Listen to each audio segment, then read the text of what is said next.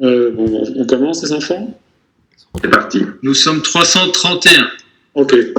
Alors, bienvenue à tous et à toutes pour cette nouvelle activité de la SND. Cette formation en ligne a été mise sur pied conjointement par la commission scientifique et l'Académie de dentisterie digitale de la SND. Alors, je ne vous apprendrai rien en vous disant qu'on vit actuellement un phénomène inédit dans notre histoire. Il nous faut donc nous adapter et revoir notre façon de vivre et pour nous, surtout, de travailler. En tant que dentiste, nous sommes une des professions les plus exposées de par notre proximité avec la sphère ORL quand on travaille en bouche. Donc, c'est pour cette raison qu'il nous est prescrit de ne soigner temporairement que des urgences avérées, et ceci en respectant des règles de protection très strictes. Depuis une semaine, Marc Nacquart a relevé le défi de récolter toutes les informations disponibles et de nous faire une synthèse sur les recommandations pour la prise en charge des patients dans ce contexte nouveau. Alors nous serons très nombreux ce soir et pour nous c'est une première. Donc on va vous demander un tout petit peu d'indulgence, on a des petits soucis techniques, on va faire de notre mieux, mais on démarre, on commence comme vous. Si vous souhaitez poser des questions, il y a une zone de chat, de dialogue dans le bas de l'écran. Vous avez une petite bulle bleue que Marc vous indique vraisemblablement à l'écran. Vous cliquez sur la bulle et vous êtes loisible à ce moment-là d'inscrire une question dans la zone de dialogue. En fin d'activité, on va faire une petite synthèse des questions et on va essayer de répondre à un maximum de questions. C'est pas sûr qu'on puisse répondre à tout le monde, donc on va faire vraiment notre possible pour faire une bonne synthèse et un bon échange. En terminant, il y aura aussi on vous demandera de répondre à un sondage de 2-3 questions pour pouvoir nous permettre d'évoluer pour la semaine prochaine et les semaines suivantes. Voilà Marc, maintenant je te laisse ta parole. À toi. Merci Pierre. Mes chers consoeurs, mes chers confrères, bienvenue sur cette nouvelle plateforme de la Société de médecine dentaire. Nous sommes réunis ce soir pour cette première édition des e-apéros de la Société de médecine dentaire que nous avons mis sur pied avec la Belgian Academy of Digital Dentistry pour la bonne raison que se prétendant des dentistes digitaux fans d'informatique, on s'était dit il serait alors temps de mettre sur pied une plateforme informatique pour pouvoir partager l'information avec la profession et nos membres. Sachez tout d'abord que nous nous battons 24 heures sur 24 pour vous défendre au mieux dans un contexte absolument surréaliste. Nous avons mis sur pied ces e-apéros afin que nous restions connectés et nous vous proposerons des réunions en ligne les jeudis à 18h et probablement plus souvent si la demande de votre part se fait ressentir. Personnellement, ce soir, même si ce sont des apéros, je serai à l'eau. Je vous laisse le choix de votre boisson parce que ensemble, nous soutenons nos soignants. Nous aborderons pendant ces e-apéros plusieurs sujets variés, mais ce soir, bien entendu, nous commencerons par le sujet d'actualité en vous rappelant les recommandations pour la prise en charge des patients durant la période de confinement Covid-19. Les mots recommandation et confinement sont importants dans ce sens que ce sont donc des recommandations. On ne vous oblige de rien faire, c'est vous qui, en votre âme et conscience, traiterez ou pas vos patients pendant cette période. Et ce sont des recommandations que nous vous faisons pour la période de confinement. On espère qu'elle se terminera le 19 avril. Le webinaire de ce soir est sponsorisé par Oral-B, que je remercie au passage, et c'est grâce à la technologie de Cisco et Webex qui nous offre la possibilité donc de partager avec vous ces webinaires qui auront lieu à partir de... Cette conférence, nous l'avons établie sur base de documents, sur base d'articles qui sont émanant de la revue donc Nature. Elle a été élaborée principalement par la défense nationale et je remercie au passage le lieutenant-colonel Philippe Marchal qui est... Oui Pierre? Il faut que tu restes près du micro, sinon on perd la voix. Merci. Donc je remercie au passage Philippe Marchal, le lieutenant-colonel Philippe Marchal du service dentaire de la Défense pour avoir démarré cette initiative et ce travail de fond. Et nous nous sommes basés aussi sur les recommandations de l'Université catholique de Louvain et de la European Center for Disease Prevention and Control.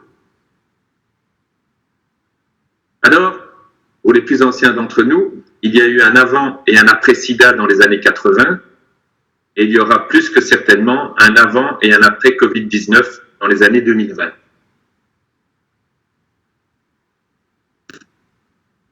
Qui aurait pu imaginer il y a moins d'un mois que nous ayons à faire face dans l'urgence à un ennemi invisible et dont les risques sanitaires pour le personnel dentaire et leurs patients soient parmi les plus élevés. Nous, dentistes, sommes la profession la plus exposée au risque de contamination et de transmission du virus, de par des aérosols produits dans la plupart de nos soins, de par des contacts étroits entre personnes, la succession d'un nombre important de patients dans un espace confiné. Quels sont les enjeux de cette situation? La Société de médecine dentaire, dès le 12 mars, avait pris l'initiative de conseiller notamment la suspension de tous les soins non urgents. Les pays voisins ont suivi le pas. Au Luxembourg, par exemple, les dentistes sont totalement interdits de pratique par décret ministériel et des services de garde dentaire sont déployés dans le pays. Je salue à ce titre le travail de la Société de médecine dentaire pour avoir rapidement mis sur pied un tel service de garde en collaboration avec les chambres syndicales dentaires. Les premières études montrent que les voies de transmission du Covid-19 d'une personne à l'autre sont la toux, les éternuements, l'inhalation de gouttelettes, donc les aérosols, le contact avec les muqueuses buccales, nasales et oculaires, le contact direct et indirect avec des instruments ou des surfaces souillées par des fluides humains contaminés. Alors, les voies salivaires et orofécales sont également suspectées d'être une voie de transmission potentielle. Sachez que le virus reste actif jusqu'à 72 heures sur le plastique et l'acier inoxydable.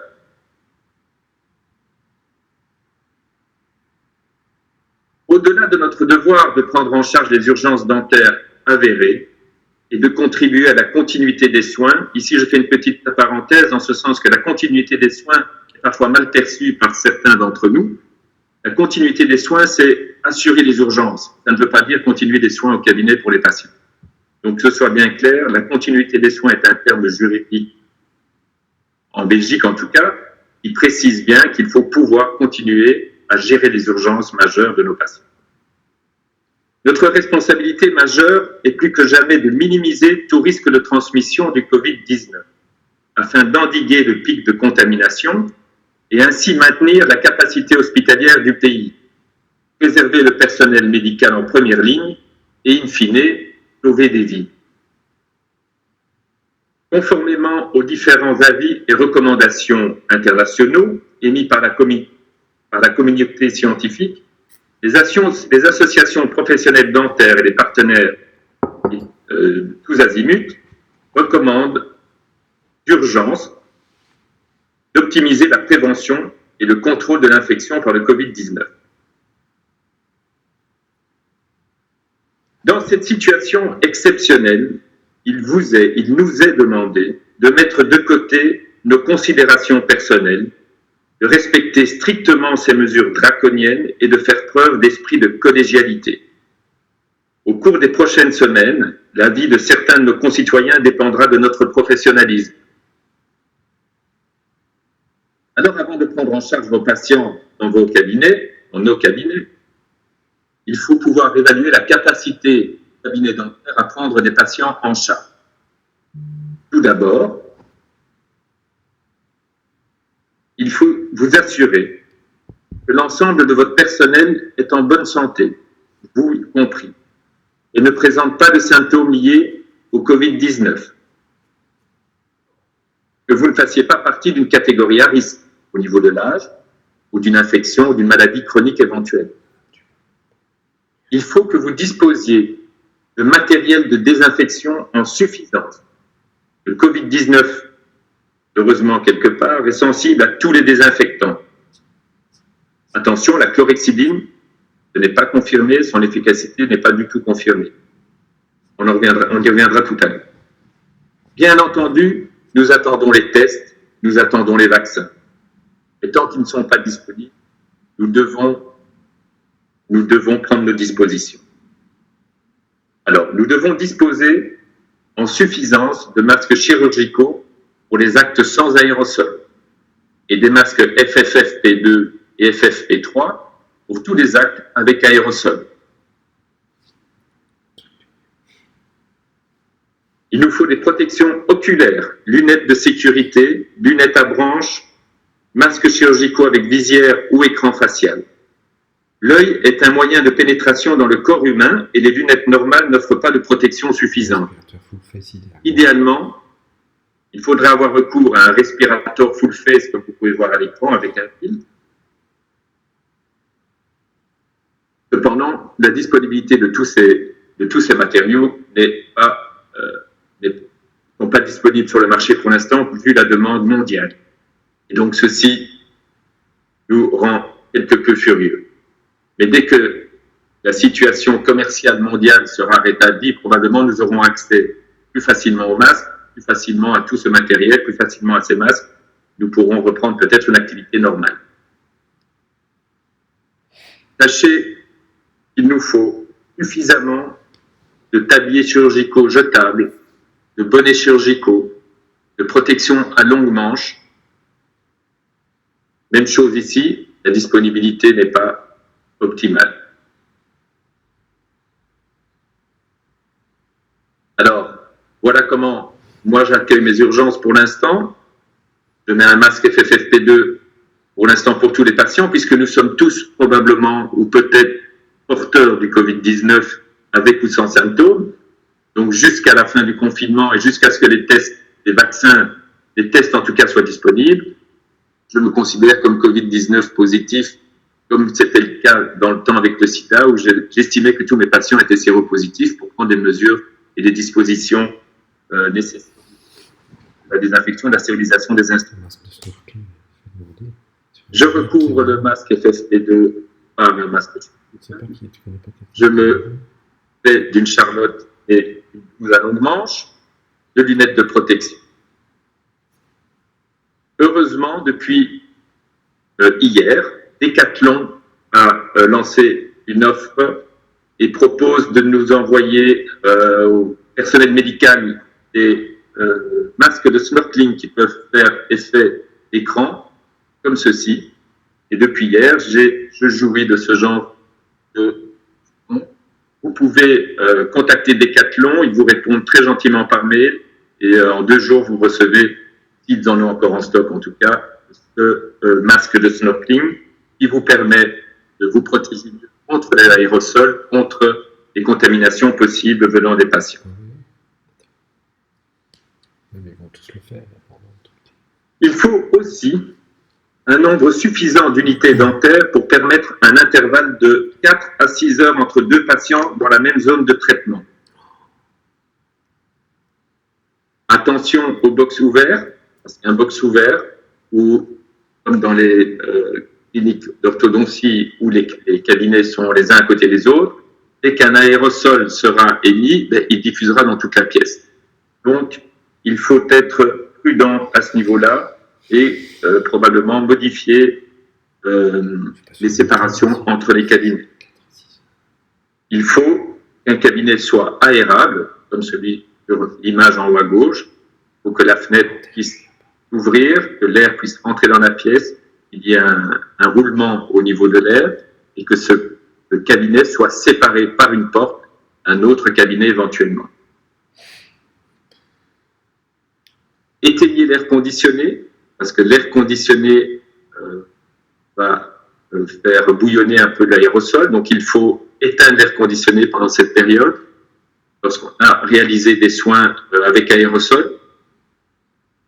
Sachez qu'il existe ce genre d'instrument, c'est le Nocospray par exemple, il y en a un autre qui est fait par Sanisuisse aussi, qui permet donc de désinfecter un volume de 20 mètres cubes à 300 mètres cubes, donc c'est l'équivalent d'un cabinet dentaire, en 20 minutes, qui vous permet de voir des patients toutes les 20 minutes plutôt que de voir des patients toutes les 4 à 6 heures. Seulement, ceci représente un investissement conséquent et donc nos honoraires il y aurait un impact sur nos honoraires si on doit se mettre à de nouvelles normes. Mais en tout cas, ce genre de matériel existe et permet de désinfecter les volumes plus rapidement. Bien entendu, oui Pierre? Bon, je reviens ici. Ce serait intéressant qu'on fasse la différence entre l'aérosol et les gouttelettes que le patient émet quand il tousse ou quand il crachote ou quand il tousse. On va y revenir tout à l'heure puisqu'on va parler d'instrumentation. Ok, ça va. Parce qu'il faut que tout le monde comprenne que les gouttelettes du patient et l'aérosol sont deux choses différentes et que l'aérosol, c'est quelque chose qui est vraiment quelque chose de très, très dangereux pour le corona. On va y arriver et je propose que si c'est pas clair, tu rajoutes l'information. Alors, idéalement, il faudrait du personnel auxiliaire qualifié pour toutes les tâches de soutien. Idéalement, il faudrait une assistance au fauteuil avec un travail à 4 mains qui permet de diminuer le risque de contamination et une assistance logistique de soutien et de soutien administratif, un peu comme lorsqu'on pose des implants. Idéalement, il faut 6 mains. Mais quelle rentabilité pour soigner des urgences? Vous imaginez 3 personnes, 2 salariés plus le dentiste pour soigner 2 ou 3 urgences par jour. C'est un peu compliqué, mais bon, ça fait partie des recommandations. Pour pouvoir soigner vos patients, prenez votre température et faites votre propre auto-évaluation en début de chaque journée. Si votre température est supérieure à 37,5 degrés, ou si vous présentez des symptômes liés au Covid-19, du style mal de gorge, toux, problème respiratoire même léger, myalgie, fatigue, rachat, maux de tête, hémoptysie, diarrhée, perte de goût, perte d'odorat, restez chez vous. Faites-vous remplacer ou dévier les patients. Contactez votre médecin par téléphone. Dans la négative, vous pouvez aller travailler, mais gardez toujours à l'esprit que vous pourriez être ou devenir vous-même porteur asymptomatique pendant plusieurs semaines, ce qui représente un risque permanent de contamination pour vos collègues et vos patients. Il est fortement conseillé de fermer temporairement le cabinet dentaire si votre infrastructure ne vous permet pas de travailler dans des conditions de sécurité maximales. Il vous est également conseillé de tout mettre en œuvre pour corriger les éventuelles défaillances et rendre le cabinet apte à recevoir des patients dans les plus brefs délais. Si votre cabinet doit être maintenu fermé, il est de votre devoir de mettre en place une solution fonctionnelle pour rester joignable par téléphone, rassurer les patients, les conseiller, leur prescrire des médicaments et, le cas échéant, les rediriger vers un autre service dentaire capable de les recevoir.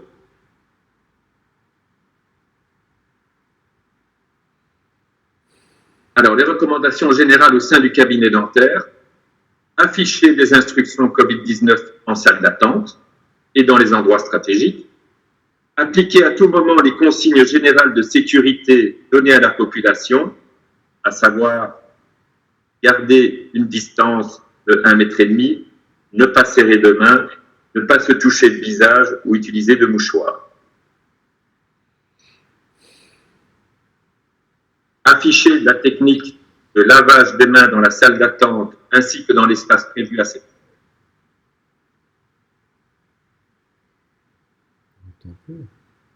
Porter une attention particulière à l'hygiène des mains, des avant-bras, du visage. Lavez-vous au savon, puis désinfectez-les avec un gel hydroalcoolique avant et après tout contact avec le patient. Des équipements ou des surfaces potentielles contaminées et avant de mettre et après avoir retiré les protections, y compris les gants. Donc, touchez le moins de surface possible à tout moment. Condamnez temporairement les espaces non essentiels.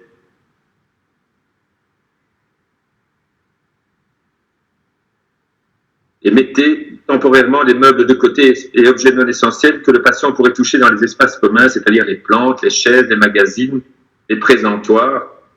Il faut au maximum, je vais revenir ici, il faut au maximum maintenir les surfaces libres et dégagées pour faciliter le nettoyage et la désinfection. Les salles d'attente, vous laissez éventuellement une chaise ou même pas de chaise pour que le patient reste debout, puisque vous ne prendrez qu'un seul patient à la fois. Le cabinet dentaire, vous enlevez tout ce qui est superflu, vous laissez tous les espaces et tous les plans de travail le plus libres possible afin de pouvoir les désinfecter au mieux. Après chaque traitement par aérosol, ou chaque fois qu'il présente des signes visibles de souillure, vous devez changer vos vêtements. Il faut donc porter des vêtements de travail appropriés, les remplacer quotidiennement, et à chaque fois donc qu'on a employé des aérosols et des équipements. Donc l'hygiène des mains, j'en ai parlé. Porter à tout moment un masque chirurgical bien ajusté toute la journée. Une paire de lunettes de protection, idéalement avec des écrans latéraux. Des couvre-chaussures, sinon désinfectez vos chaussures avant de rentrer chez vous.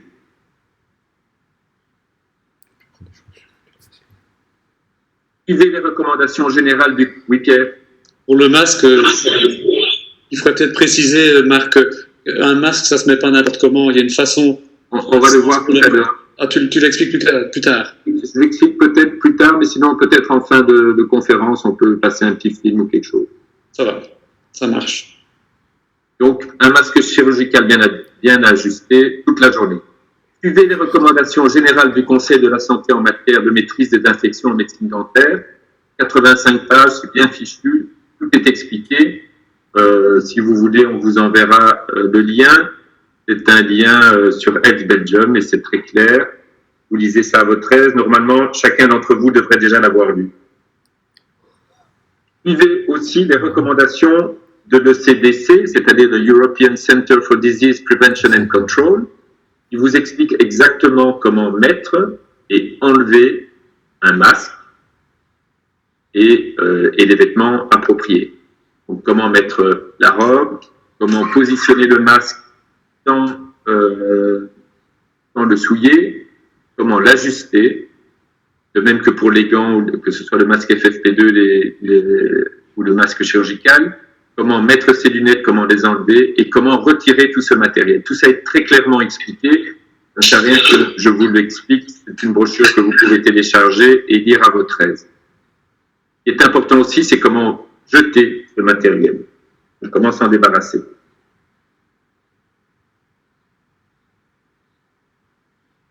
Donc tout ceci est bien expliqué. Évitez de toucher les masques et changez-les lorsque nécessaire. Un masque humide perd de son efficacité et ne protège pas suffisamment. Pour les messieurs, réduisez la barbe qui rend le masque inefficace et organisez une rotation des pauses des membres du personnel lorsqu'ils doivent enlever leur masque, par exemple lors des repas. Nettoyer et désinfecter quotidiennement les surfaces fréquemment touchées. Cela comprend, entre autres, les tables, les poignées de porte, les interrupteurs, les comptoirs, les accoudoirs, les bureaux, les téléphones, les claviers, les souris, les toilettes, bien entendu, les robinets et les éviers, les terminaux de paiement. Pensez aux cotons-tiges dans les terminaux de paiement. Offrez un coton-tige à votre patient pour code.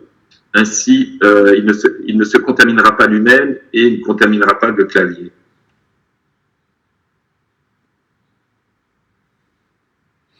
Évitez le cache, bien entendu. Dégagez les magazines. Si les surfaces sont sales, nettoyez-les préalablement avec un détergent ou de l'eau savonneuse avant de les désinfecter. N'occupez les zones de traitement que lorsque c'est indispensable. Et bien entendu, évitez les bavardages superflus entre vous, avec les patients, entre collègues, même masqués.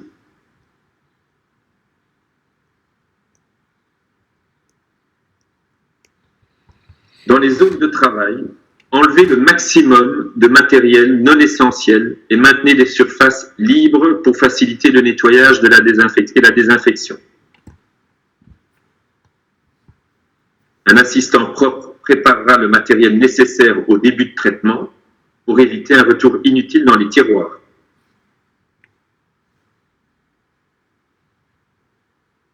Alors, le protocole de prise en charge des patients. Tout doit être mis en œuvre pour garantir un accès au triage et au conseil dentaire d'urgence par toute voie de communication possible. On y reviendra tout de suite. Les patients ne doivent être reçus au cabinet dentaire que s'ils souffrent d'un traumatisme nécessitant une prise en charge urgente ou si leur problème dentaire ne peut être contrôlé par des médicaments ou par des conseils d'auto-assistance. Toutes les procédures de routine non essentielles doivent être refusées. Soyez stricts.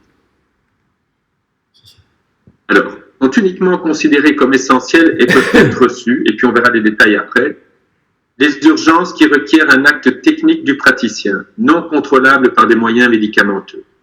Les douleurs intenses, les infections graves, les hémorragies, les traumatismes dentaires nécessitant une intervention immédiate pour prévenir des complications.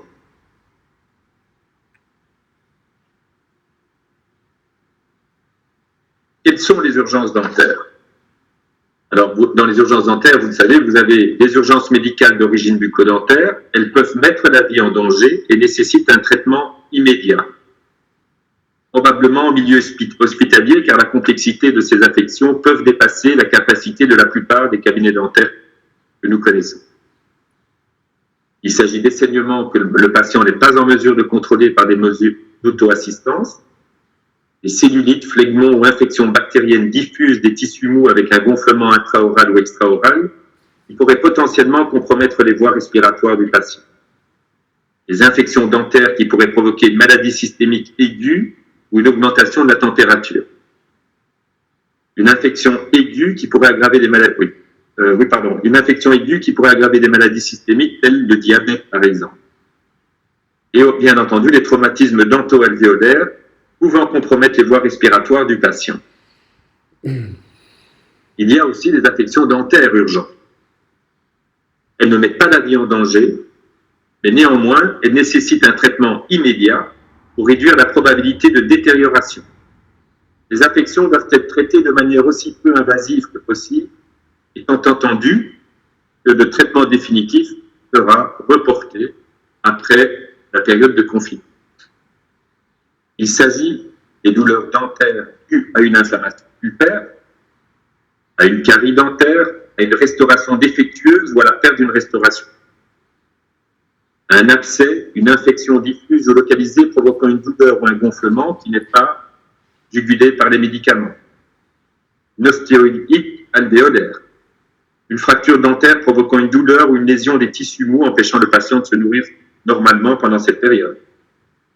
Un traumatisme, y compris des lésions dento-alvéolaires et des lacérations.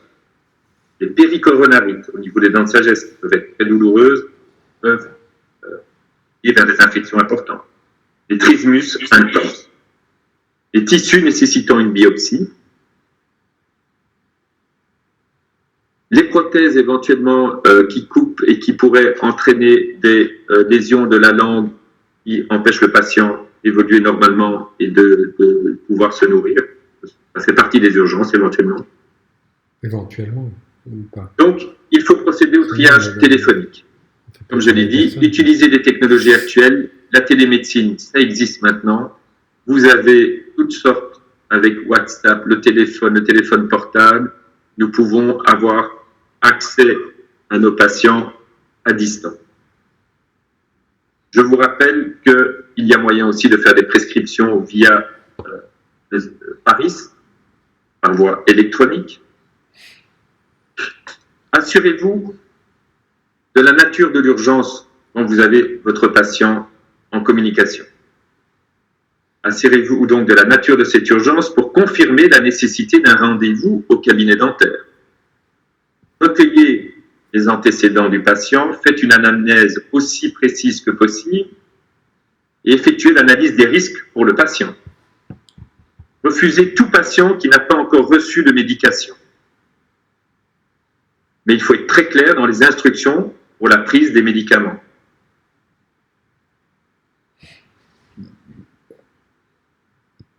C'est-à-dire que aujourd'hui, nous devons prescrire en priorité du paracétamol si le patient, bien entendu, n'a pas d'allergie à ce genre de médicaments. On peut prescrire des antibiotiques. Il faut éviter l'ibuprofène. Les INS sont à éviter chez les patients susceptibles d'être affectés par le Covid-19, c'est-à-dire pendant la période de confinement et tant qu'on n'aura pas de test, pratiquement tout le monde. Il n'y a pas encore de preuves scientifiques, mais l'ibuprofène pourrait augmenter l'expression de l'enzyme de conversion de l'angiotensine 2, considérée comme le récepteur et la porte d'entrée du virus chez l'autre. Donc le paracétamol est préféré. Il faut éviter le tradonal et le tramadol, qui sont contre-indiqués en cas de problème respiratoire, en cas de grossesse ou d'allaitement, en cas de prise d'antidépresseurs ou inhibiteurs de la MAO et en cas d'épilepsie. Les antibiotiques, ça n'aide peut-être pas à soigner une pulpite, mais ça peut prévenir l'abcès et ça peut stimuler certaines infections. Donc pas d'ibuprofène, pas de tramadol et non plus pas de cortisone. L'immunosuppression est un facteur de progression grave de la maladie en cas d'infection par le Covid-19. La corticothérapie orale est considérée comme immunosuppressive. Elle est donnée à des zones importantes, elle est donnée à des doses importantes et prise pendant plus de 14 jours. Donc attention à ces médicaments. Pour l'instant, nous vous recommandons de vous limiter dans les prescriptions. Comme je l'ai dit, une prescription électronique peut être générée par la plupart des logiciels dentaires et en son absence par l'application en ligne Paris. Vous pouvez envoyer le code RID de la prescription au patient par voie électronique, par WhatsApp ou par mail et il pourra donner à la pharmacie le numéro de sa prescription. Pour les patients suspects ou Covid positifs, proposez-leur de ne pas se rendre personnellement à la pharmacie, mais d'y envoyer un proche. Si maintenant le patient doit se rendre au cabinet dentaire, expliquez-lui au préalable les mesures exceptionnelles qui seront appliquées dès son arrivée pour sa propre sécurité et celle du personnel dentaire.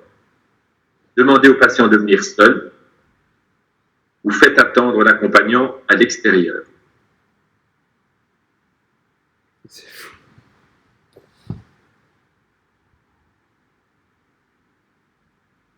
Alors,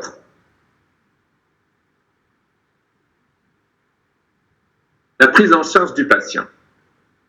Utilisez les équipements de protection individuelle de manière rationnelle pour éviter la consommation injustifiée d'articles en quantité limitée dont le réapprovisionnement est incertain, comme vous le savez. Veillez tout particulièrement à ce que les masques FFP2 et FFP3 soient réservés aux procédures génératrices d'aérosols. Travaillez uniquement sur rendez-vous et organisez votre emploi du temps de manière à n'avoir qu'un seul patient à la fois dans l'établissement dentaire. Espacez les rendez-vous, faites attendre les patients dans leur véhicule et appelez-les lorsque c'est à leur tour. Dans la négative, veillez à maintenir une distance de 2 mètres entre les patients. Invitez-les à rester dehors en attendant d'être appelés. Demandez au patient de vous appeler au téléphone dès son arrivée pour lui expliquer les procédures locales. Par exemple, prendre un ascenseur, ne pas faire attention à ce qu'il va toucher en arrivant chez vous. Demandez au patient d'éviter tout contact inutile avec le personnel. Le mobilier, les poignées de porte, etc. Évitez les discussions inutiles avec le patient, bien entendu. Alors, l'analyse du risque des patients susceptibles Covid-19 qui arriveraient au cabinet. Prenez la température du patient. L'utilisation d'un thermomètre frontal sans contact est fortement recommandée. Répétez le questionnaire utilisé lors du triage téléphonique pour dépister les patients potentiellement infectés par le Covid-19 avant qu'ils n'entrent dans le cabinet dentaire. Le questionnaire est le suivant. Avez-vous de la fièvre? ou avez-vous eu de la fièvre au cours des 14 derniers jours? Avez-vous eu des problèmes respiratoires tels que des maux de gorge, une toux, un essoufflement, une difficulté à respirer au cours des 14 derniers jours? Avez-vous voyagé dans une région où la transmission du Covid-19 est documentée au cours des 14 derniers jours? Bien que depuis qu'on est confiné depuis plus de 14 jours, cette question n'est plus trop d'actualité, mais on ne sait jamais. Avez-vous été en contact avec un patient ayant une infection confirmée par le Covid-19 au cours des 14 derniers jours? Avez-vous été en contact avec des personnes provenant d'une zone où la transmission du Covid-19 est documentée, ou avec des personnes ayant récemment déclaré de la fièvre ou des personnes des problèmes respiratoires au cours des 14 derniers jours? Avez-vous récemment participé à un rassemblement ou à des réunions, ou avez-vous été en contact étroit avec de nombreuses personnes que vous ne connaissez pas? Et enfin, avez-vous eu une perte de goût ou d'odorat? La gueusie et l'anosmie sont des symptômes du Covid-19 aussi.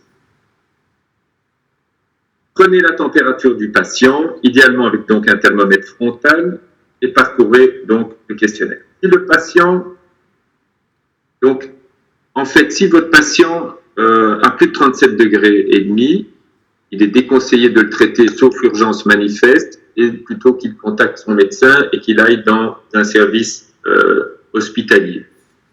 Si il a moins de 37,5 mais qu'il a répondu oui à une des questions, c'est la même chose, il faut éviter le traitement au maximum.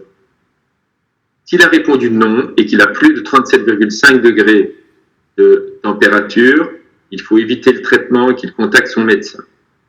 Si par contre il a répondu non à toutes les questions et qu'il a moins de 37,5 de température, le traitement peut avoir lieu suivant le protocole que nous verrons pendant la période de confinement, puisque nous sommes tous porteurs potentiels.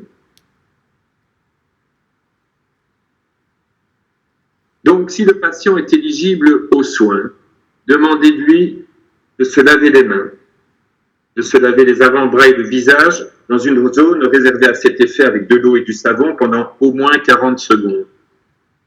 Un savon désinfectant est préférable.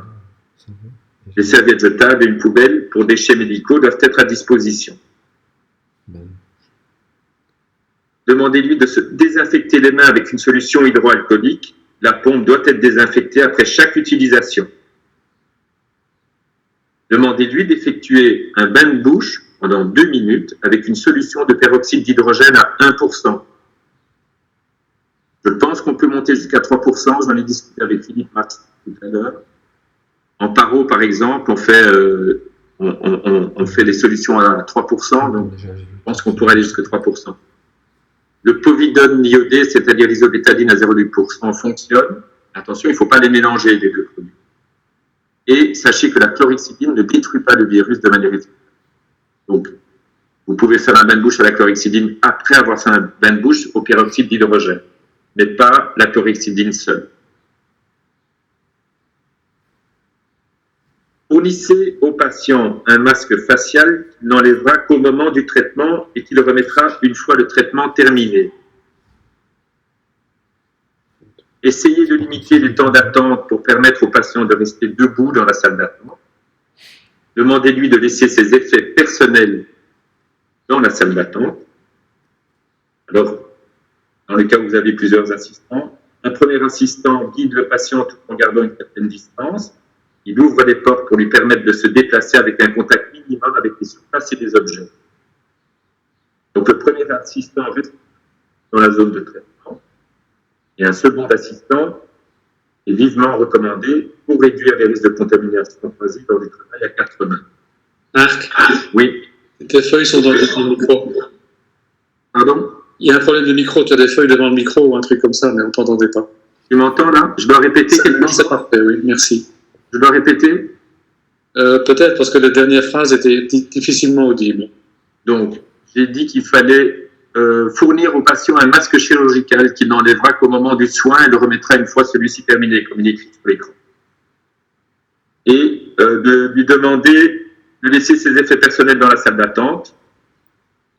Et un assistant si vous avez un ou deux assistants ou assistantes, puisse guider le patient tout en gardant une distance de 2 mètres et qu'il ouvre les portes en lui permettant de se déplacer avec un contact minimum avec des surfaces et des objets. Le premier assistant, bien entendu, restera le moins possible dans la zone de soins et le deuxième assistant viendra épauler le dentiste afin d'effectuer un travail à 4 mains qui diminue les risques de contamination. Alors, le déroulement des soins, de nouveau, vous répétez l'anamnèse avant le début du soin, vous limitez les discussions avec le patient afin d'éviter les contacts inutiles, et vous vous lavez les mains avec du savon et vous les désinfectez au gel hydroalcoolique. Vous vous habillez en conséquence et procédez à l'examen préliminaire en évitant au maximum tout contact direct avec le patient. Sonde, miroir, aisselle. Minimisez l'utilisation de la seringue RO qui génère des aérosols.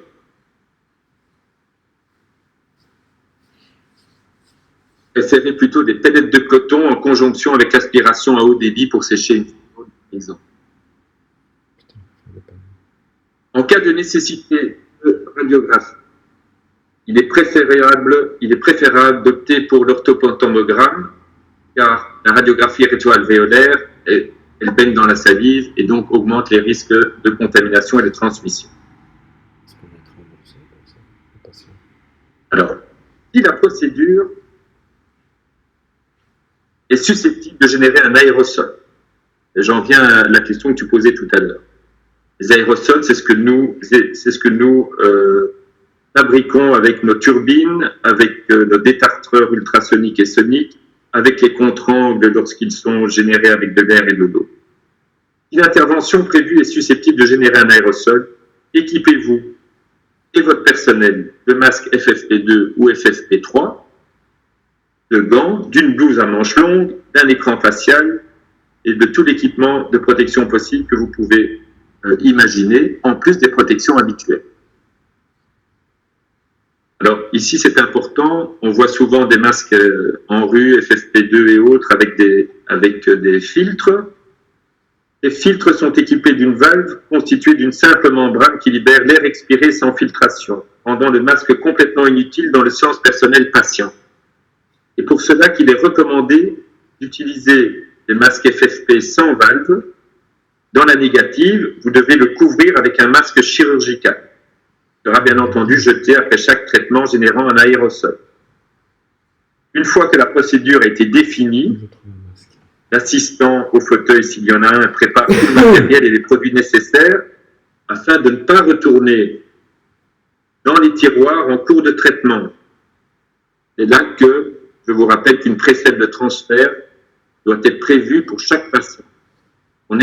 Son extrémité reste immergée dans un désinfectant actif contre le Covid-19. Il est utile d'utiliser cette pince pour éviter tout contact digital si vous n'avez pas d'autre choix que de retourner dans un... Bien entendu, utilisez autant que possible la digue dentaire en combinaison avec l'aspiration chirurgicale à haut débit. Ceci diminue le risque d'aérosol et de propension et gouttelettes cette fois qui viendraient de la cavité buccale. Vous voulez séparer les aérosols et ce qui vient de la cavité buccale, Pierre, et tout ce qui sortira de la cavité buccale sera infecté par le patient, et les aérosols, c'est ce qu'on va générer par nos fraisages et autres. Donc, minimiser autant que possible l'utilisation d'instruments générateurs d'aérosols, c'est-à-dire les instruments rotatifs, les ultrasons, les seringues RO. Comme je l'ai dit déjà, préférez l'utilisation de pellettes d'ouate en combinaison avec une aspiration à haut débit pour sécher une zone si nécessaire. Si maintenant un fraisage est nécessaire, préférez l'utilisation d'un micromoteur avec une pièce à main rouge ou bleue au lieu d'une turbine à air qui génère beaucoup plus d'aérosols. En utilisant uniquement un refroidissement à eau et en coupant l'alimentation d'air. Apparemment, c'est possible. En l'absence de masque FFP, la curette pour carie reste également une option. Comme je l'ai dit, l'utilisation de la digue dentaire en combinaison avec l'aspiration à haut débit est très recommandée.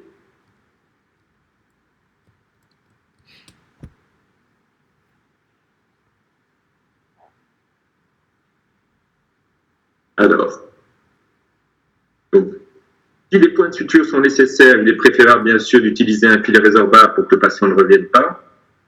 Une obturation temporaire doit être préférée à chaque fois que l'obturation définitive, il doit être reportée après la période de confinement. Et avant que le patient ne s'en aille, demandez-lui de se laver, de se désinfecter les mains à nouveau avant de quitter l'établissement dentaire. Après le départ du patient, les déchets biologiques ainsi que les déchets à usage unique, y compris les équipements de protection jetables, doivent être considérés comme contaminés et manipulés comme des déchets dangereux.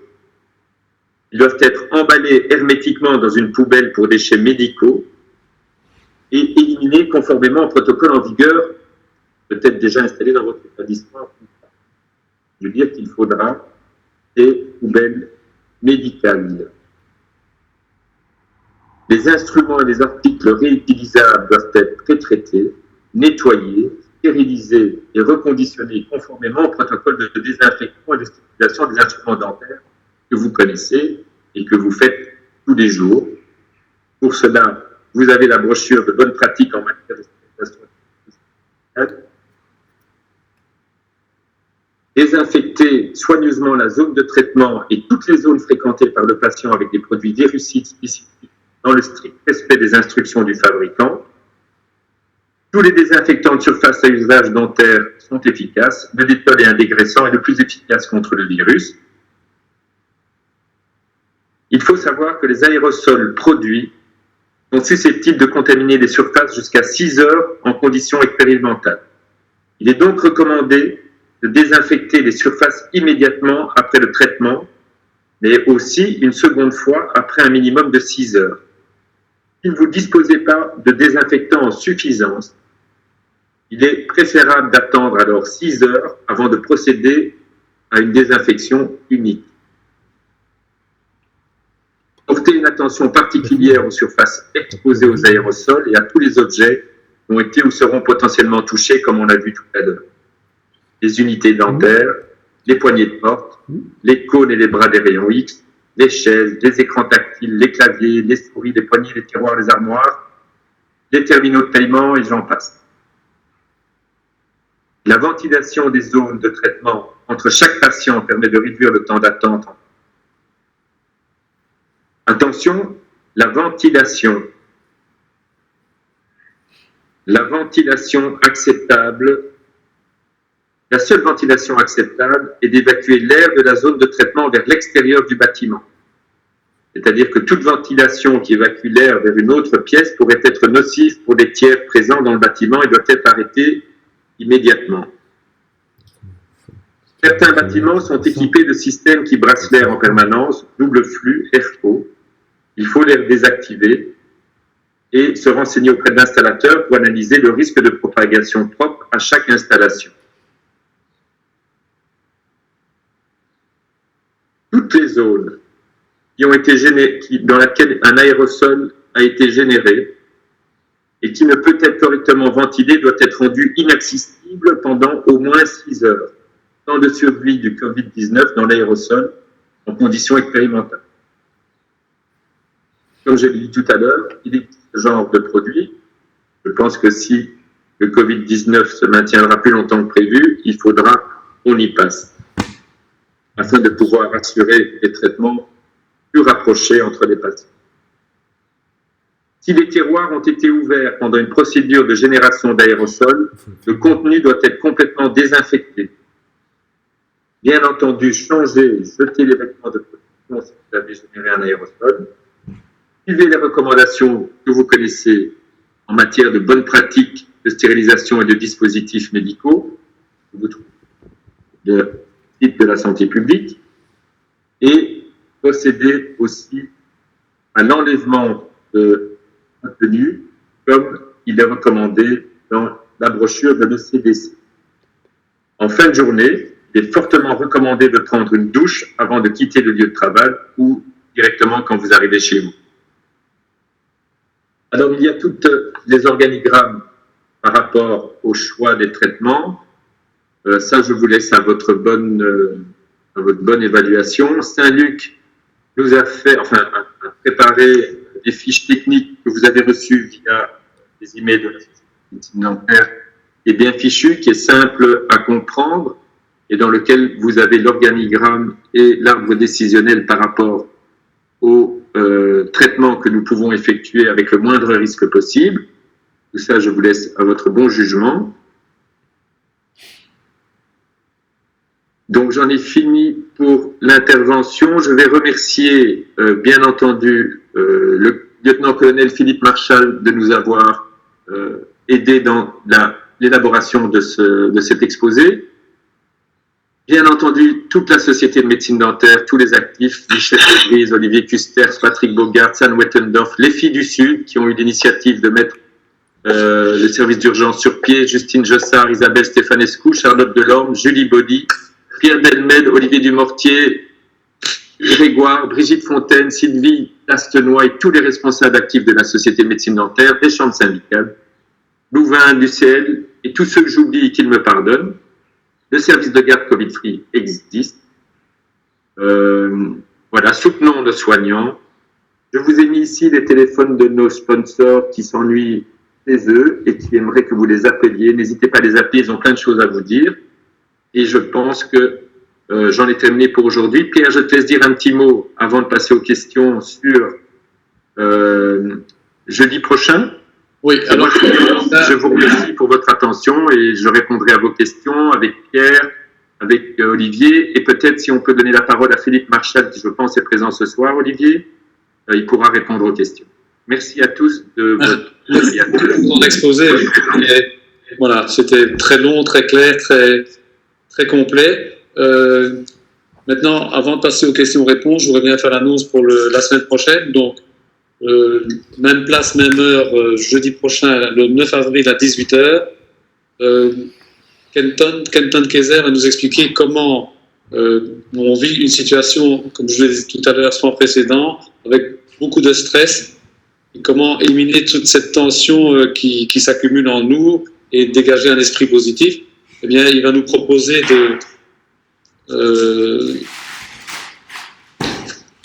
il va nous proposer une séance d'hypnose, une induction en direct pour nous permettre d'avoir accès à nos ressources naturelles personnelles et de pouvoir nous débarrasser partiellement de ce stress. Donc la semaine prochaine, pour ceux qui connaissent Kenton, c'est un orateur habitué de la SLD et chaque fois ces séances d'hypnose en direct comme ça ces cours sont toujours vraiment un réconfort et un plus pour tous les participants. Donc ça, je vous recommande chaudement de participer à cette séance la semaine prochaine. Vous verrez, ça vous permet de vous ouvrir à d'autres ressources. Maintenant, pour des questions-réponses, Marc, voilà, j'ai quelques questions ici, notamment sur les masques. Sur les masques FFP2, comment se fournir, comment fait-on si on n'en a pas? Alors, donc, je pense qu'au niveau fourniture, moi personnellement, j'ai pu en avoir en les commandant chez DPI. Finalement, j'en ai eu, je pense, vendredi. Donc, il y a une semaine, j'en ai reçu 60 au compte-gouttes. Mais avec 60, je peux tenir facilement les 30 jours qui viennent. Parce que moi, je peux confirmer qu'encore aujourd'hui, j'ai téléphone à divers endroits. Ils sont promis, mais ils sont... Voilà, on m'a promis dans les jours qui viennent que j'en aurai, mais là, pour le moment, je n'ai pas de FFP2. Je pense qu'il faut être patient. Ils arrivent. Donc, moi, comme j'en avais commandé en début de crise, j'ai été probablement parmi les premiers fournis, mais il ne faut pas hésiter à commander. Ce que vous commanderez, vous l'aurez de toute façon. Après, comme on ne sait pas combien de temps va durer le confinement, je pense qu'il vaut mieux se prémunir. Et donc, faites une commande et attendez que ça arrive. Maintenant, il y avait aussi dans un data d'info, on avait mis la possibilité de commander directement via le... Napsim. Non, via le site officiel de la... Bon, je ne suis pas plus capable de le dire parce que je l'ai fait, mais c'était dans un info dentiste d'hier, un data d'info d'hier. Et bon, je pense que tout le monde peut tenter sa chance et passer une commande là-bas aussi. Si ça arrive, tant mieux. Si ça n'arrive pas, tant pis. Mais je pense que petit à petit, on va avoir des fournitures. Ça paraît assez évident. Maintenant, il y avait aussi une question par rapport au masque Décathlon. Oui. Parce qu'il y a un des participants qui demandait c'est très bien ce masque, mais comment filtrer l'air, puisque de toute façon... Exactement, bonne question, j'ai un peu passé sa vie. Effectivement, en fait, je pense que Decathlon, je vais le recevoir aujourd'hui ou demain. Le masque que vous avez vu, c'est un masque dans lequel j'ai mis un filtre à café aux deux sorties. Et le masque Decathlon, il sera fourni avec un filtre qui a été développé par la VUB. Donc, il sera beaucoup plus sûr. Et voilà, envoyez-leur votre demande, ils devraient pouvoir vous répondre tant qu'ils ont du stock. Mais il sera fourni avec un filtre adéquat. Jusque-là, moi, je travaille avec un filtre, je l'ai utilisé qu'aujourd'hui, avec un filtre à café que je découpe, que je mets dans les... Pour je bloque contacter dans la direction. Marc, dans le tuba. il y a moyen d'adapter une petite pièce qui vient... on peut imprimer en 3D, donc je sais que tu as une imprimante, il y a moyen d'imprimer une petite pièce qui vient s'emboîter sur le masque pour mettre un petit filtre dedans. Voilà. Donc, on va faire ça. En tout cas, il y a beaucoup de solidarité de la part de firmes, il y a beaucoup de solidarité de la part des patients. Tu parlais des masques, Pierre. Moi, j'ai plusieurs patients qui m'ont proposé de m'offrir des masques parce qu'à un moment, j'avais pas de masque. Il faut savoir, il y a un marché noir du masque. Je ne sais pas où ni comment parce que je n'ai pas été sollicité pour ça. Et j'ai beaucoup de patients qui ont des masques. Et je ne sais pas comment ils les ont eu. Ils ont des masques FFP2, FFP3. Il y a apparemment un marché. Et je ne sais pas comment ils les ont eu. Mais j'ai beaucoup de patients qui m'ont proposé « Ah, mais si vous voulez me soigner, je peux vous donner un masque. » Donc il faut savoir que les masques FFP2, FFP3, c'est disponible dans certains magasins. Enfin, c'était disponible dans certains magasins de bricolage parce que ce sont des masques que l'on emploie pour la peinture, pour tout ce qui fait. Et notamment, les prothésistes emploient aussi des masques FFP2 quand ils travaillent à l'eau. Moi, j'en avais au cabinet d'avant, de par le laboratoire de prothèses. Ce sont des sources d'approvisionnement parallèles qui existent, mais du côté des dépôts, là, d'abord, c'était pas très fréquent et c'est vrai qu'en avoir maintenant, c'est excessivement difficile. Mais comme tu disais, il faut tenter sa chance partout et petit à petit, il y a des choses qui arriveront, ça c'est certain. Mais par rapport au masque chirurgical, moi j'aurais voulu peut-être qu'on parle un petit peu de la mise en place du masque parce que il y a beaucoup de gens qui ont des masques qui les mettent un peu n'importe comment. Je pense qu'un masque, il faut savoir qu'il y a un sens pour le mettre. Il y a la face externe qui est hydrofuge et donc il faut toujours la mettre à l'extérieur. Quand vous la mettez il faut toujours bien pincer au niveau du nez pour être sûr d'avoir la zone la plus étanche possible et bien ouvrir le masque pour qu'il vienne en dessous du menton. Donc, les volets qui se dépilent doivent toujours être vers le bas, le cible toujours à l'extérieur et toujours faire en sorte de bien couvrir au maximum le nez, la bouche et fermer sur les côtés. Ça, c'est vraiment le b.a.-ba du port du masque chirurgical, surtout dans les conditions où on travaille pour le moment. Un masque qu'on retrouve comme ça sur le menton pendant une demi-heure, ça, c'est pas intéressant parce qu'on contamine et il est tout à fait inutilisable. Maintenant, par rapport à la question, on a une autre question. Quelqu'un nous demande ne pas prescrire d'anti-inflammatoires, ne pas prescrire de nurophène, ibuprofène, etc. Il y a une question sur le tafalgan codéine. Est-ce que toi tu es tafalgan codéine, mais c'est du paracétamol et de la codéine. Personnellement, je ne peux pas répondre plus avant. Ce n'est pas un anti-inflammatoire INS ni un immunosuppresseur, donc je ne vois pas pourquoi on ne pourrait pas le prescrire.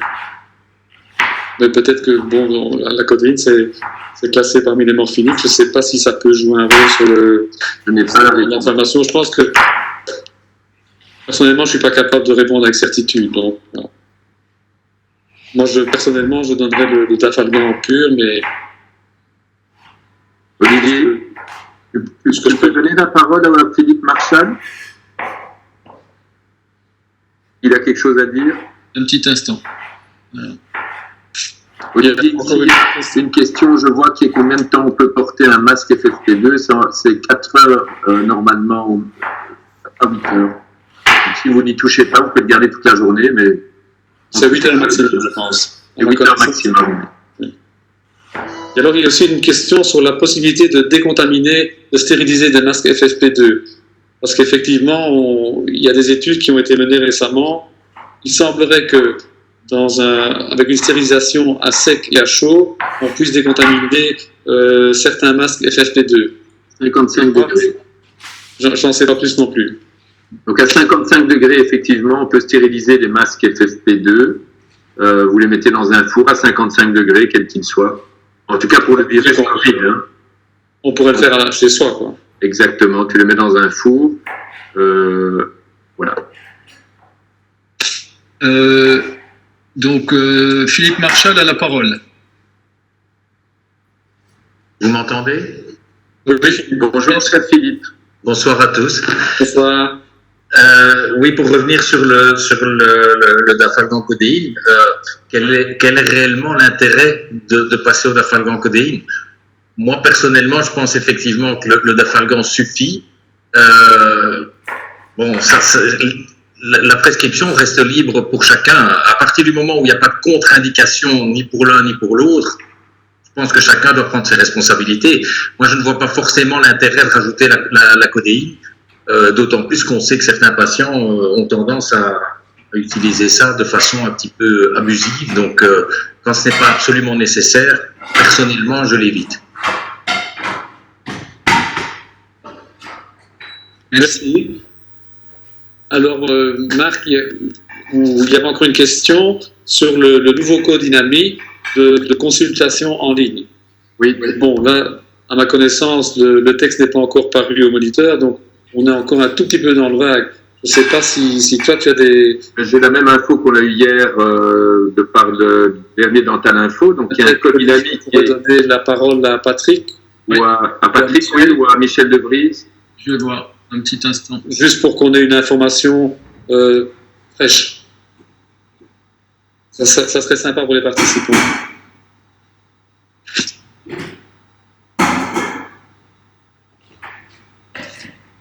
On cherche, hein. Restez en ligne, on cherche. On vous oublie Je tiens à pas. remercier Olivier Dumortier, qui est notre geek de la SMD. Il faut savoir qu'Olivier... C'est notre disjockey ce soir. ce soir. Olivier Dumortier est un fanatique d'informatique, c'est un excellent praticien que j'admire et que je respecte, et qui manie le clavier de manière exceptionnelle. Donc c'est lui qui est derrière les manettes ce soir et qui vous permet d'assister à cette conférence. Donc, Olivier, je te remercie pour tout ce que tu fais. Merci, j'essaye de trouver Patrick parmi les 469 participants. Alors... Est-ce que je pense qu'il peut activer son micro lui-même ou pas? Voilà, normalement c'est bon. Patrick, tu as la parole. Patrick. Il n'est plus là. Alors.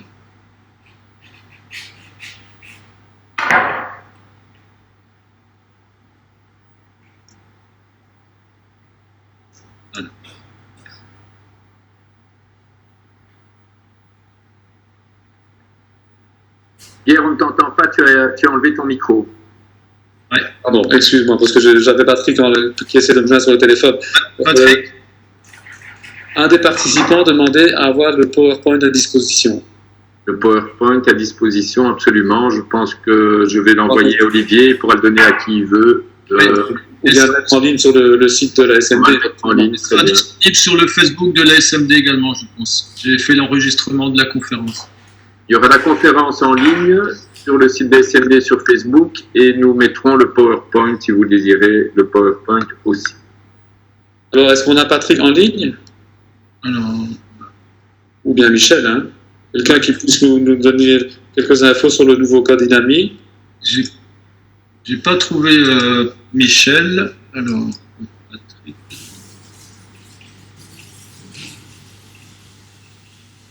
Voilà. Patrick? Ah, c'est Patrick qui m'appelle. Salut Patrick. Ah oui, il m'appelait aussi, mais...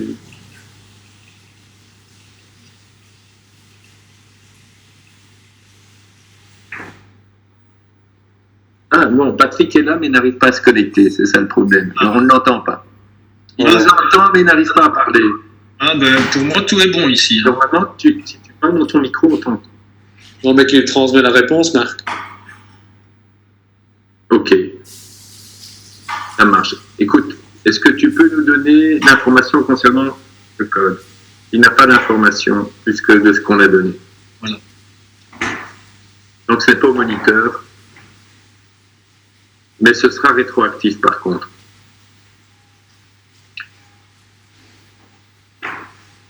Donc, les recommandations, c'est jusqu'à la vaccination, alors, Marc? Jusqu'au moment où on trouve un vaccin? On n'en sait rien.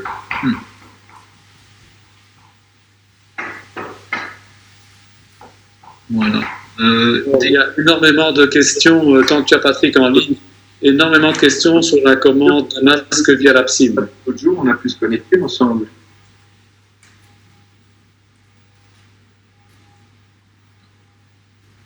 Il y a mention aussi de proposition de masque FFP2 sur Facebook à 50 € la pièce. Là, je fais quand même attention. Ça sent l'arnaque très, très, très fort.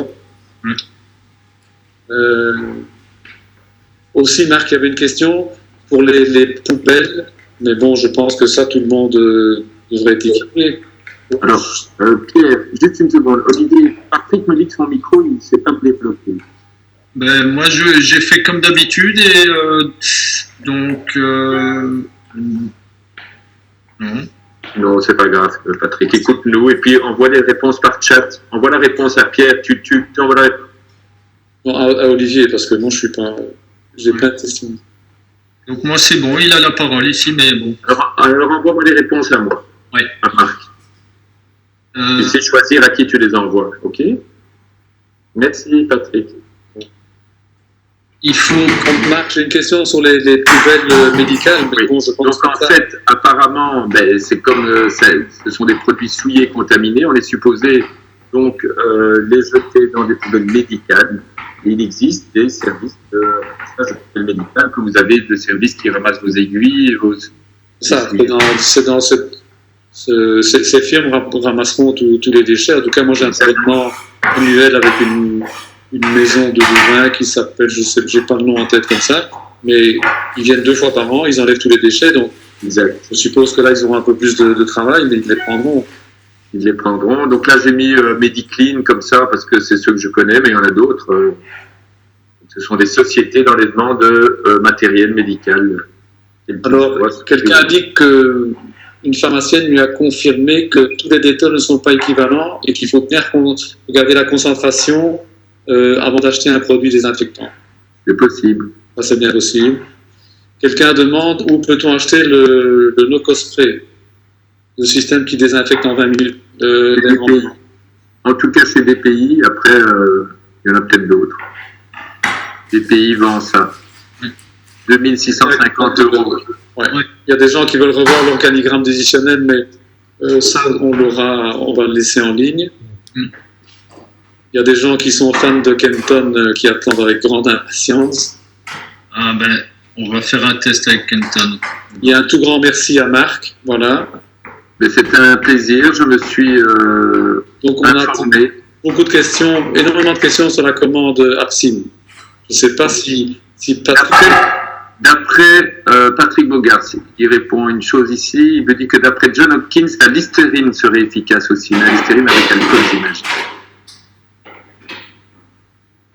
Pour la désinfection buccale. Oui. Ça, c'est une bonne chose, oui. Et alors, donc, ici, j'ai une question de Philippe Marchal, je pense. Il me dit... Plus des milliers de praticiens solo sans assistante, le travail est-il possible? Point d'interrogation. Ah.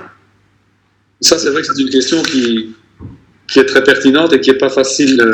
La réponse n'est pas simple.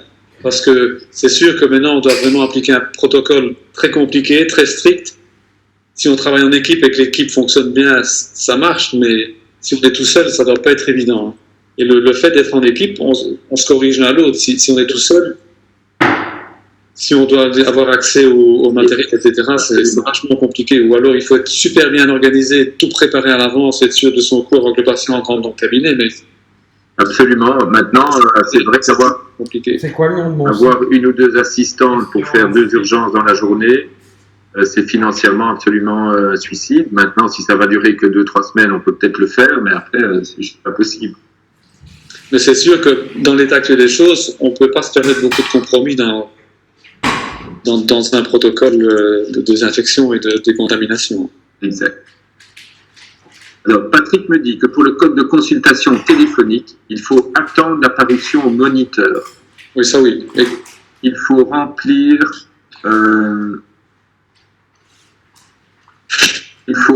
un formulaire fourni sur le Dental Info qui a été envoyé hier. Oui. Et donc, on me demande pour combien de temps toutes ces mesures, jusqu'au confinement ou et après, en tout cas jusqu'au confinement. C'est pour ça que j'ai mis les recommandations pendant la période de confinement. Et après, ce sera en notre âme et conscience, chacun de voir comment on risque d'infecter ou pas nos patients. Et il faut, j'imagine, s'il n'y a pas de législation qui se met en place, on devra trouver des solutions. alors, j'ai une question pour les porteurs de lunettes avec aide optique. C'est vrai que ça, c'est pour trouver un écran, c'est pas facile, mais c'est possible. Et j'ai vu tout à l'heure sur un de mes contacts que l'ULB était en train de produire des visières assez bien foutues, qui couvrent très bien la face et à mon avis qui pourraient passer au-dessus des aides optiques. Moi personnellement j'ai un système qui passe au-dessus, mais j'ai déjà depuis très longtemps, je l'ai acquis. En tout cas, ça existe, il faut un peu chercher. Je pense que si Didier Eken a toujours la proposition en tête, on pourrait la mettre sur le site de la SND aussi. C'est un labo de l'ULB qui a, via une imprimante 3D, fait des visières complètes pour le visage. Quelqu'un nous dit que les masques chirurgicaux sont lavables à 60 degrés. Là, je ne sais pas. Moi, je suis très étonné parce que je pense que une fois qu'un masque chirurgical a été employé, qu'il a perdu toute sa structure, etc., je ne sais pas si ça a toujours filtrant. Voilà. Je ne sais pas si tu as quelque chose, tu peux répondre quelque chose là-dessus, Marc. Moi, personnellement, je ne les lave pas les masques chirurgicaux, je les jette. Donc, je sais les masques chirurgicaux. Hein. J'ai aucune. Pas des masques FFP2. Les FFP2, ça, apparemment, on peut, comme tu disais tantôt, on peut les stériliser au four à sec. Hein.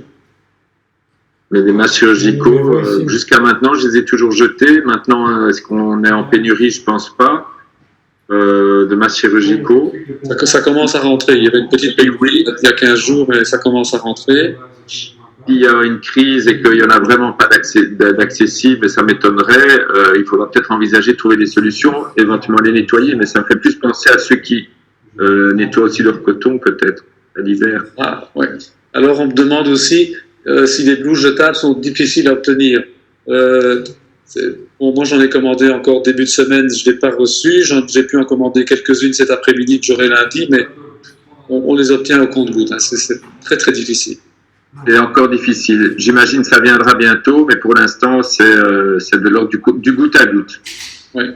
Je pense que l'objectif pour l'instant, c'est d'essayer de concentrer les urgences dans la journée, de en prendre une après-midi, et de diminuer et d'être économe au niveau de l'emploi du matériel.